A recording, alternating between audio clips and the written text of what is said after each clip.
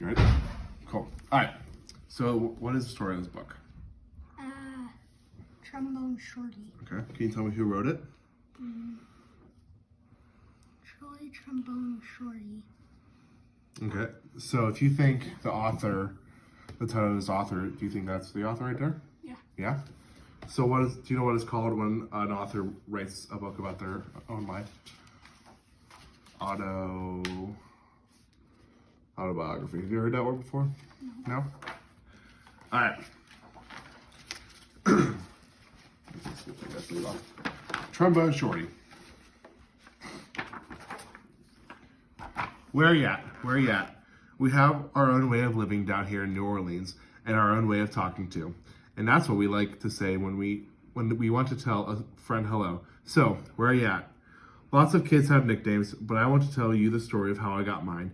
Just like when you listen to your favorite song, let's start at the beginning because this is a story about music. Do you know where New Orleans is? Yeah. Yeah? Louisiana, right? Yeah. But before you can understand how much music means to me, you have to know how important it is to my hometown. My greatest inspiration. I grew up in a neighborhood in New Orleans called Trombone. Anytime, day or night, you could hear the music floating in the air. And there was music in my house, too. My big brother, James, played the trumpet so loud you could hear him halfway across the town. He was the leader of his own band, and my friends and I wanted to pretend to be in the band, too. Follow me, James would say.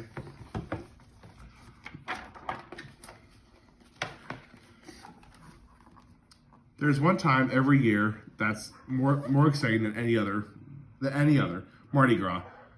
Parades fill the streets and beaded necklaces are thrown through the air to the crowd. I love the brass bands with their own trumpets, trombones, saxophones, and the biggest brass instrument of them all, the tuba, which rested over the musician's head like an elephant's trunk. Where are you at? Where are you at? The musicians would call. Do we have any festivals up here like Mardi Gras? We have a few. We have some stuff downtown, right? Do you ever see a bunch of big brass bands like that they're showing there? No? All day long, I could see brass bands parade by my house while my neighbors danced along. I love these parades during Mardi Gras because they made everyone forget about the troubles for a little while. People didn't have a lot of money in Treme, but we always had a lot of music.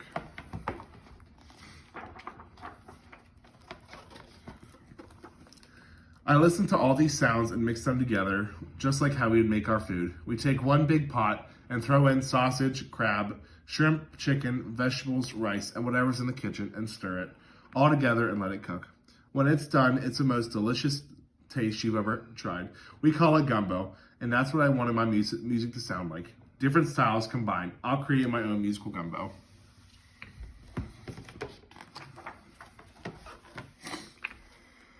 But first, I needed an instrument. The great thing about music is that you don't ever need a real instrument to play. So all my friends and I decided to make our own. Do you ever make your own instruments?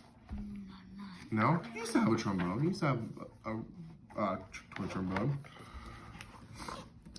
We might have sounded different from the real brass bands, but we felt like the greatest musicians of Treme.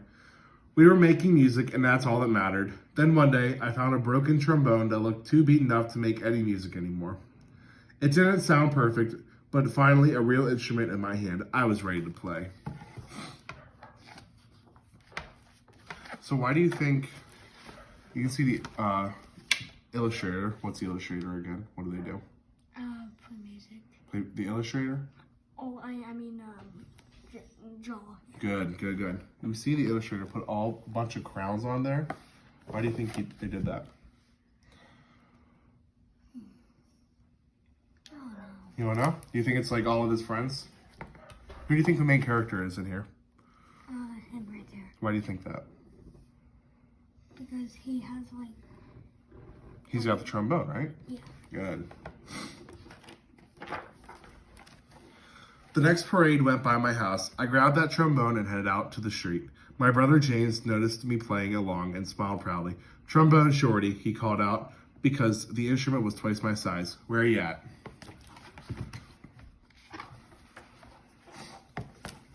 From that day on, everyone called me Trombone Shorty. I took the trombone everywhere I went and never stopped playing.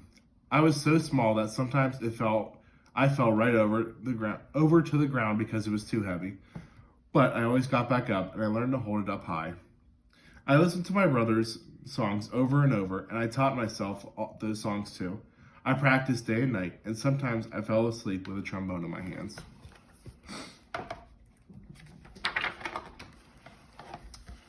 One day, my mom surprised me with tickets to the New Orleans Jazz and Heritage Festival, the best and biggest music festival in town. We went to see Bo Diddley, who my mom said was one of the most important musicians of all time. I watched him on stage. I raised my trombone to my lips and started to play along. He stopped his band in the middle of his song and asked to the crowd, "Who stopped playing out there?" What do you think's gonna happen? He's gonna get in trouble because he was playing, or do you think everyone's gonna be happy? I think everyone's gonna be happy. Everyone's gonna be happy? Everyone started pointing, but Bo Diddley couldn't see me because I was the smallest one in the place. So my mom held me up in the air and said, "That's my son, Trombone Shorty."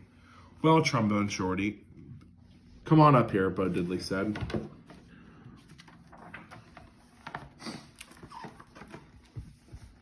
The crowd passed me overhead until I was standing on stage, right next to Bo Diddley himself. I walked right up to the microphone and held my trombone high in the air, ready to blow. "What do you want to play for me?"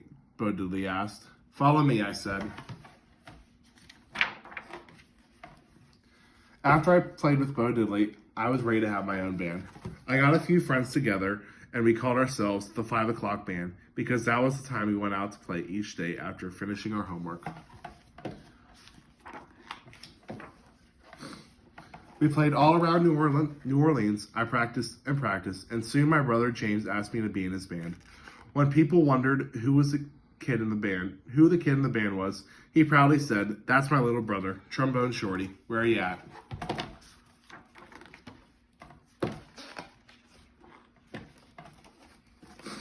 And now I have my own band called Trombone Shorty and New Orleans Avenue,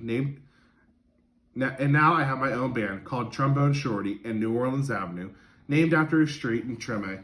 I played all around the world, but I always come back to New Orleans. And when I'm home, I make sure to keep my eyes on the younger musicians in town and help them out, just like my brother did for me.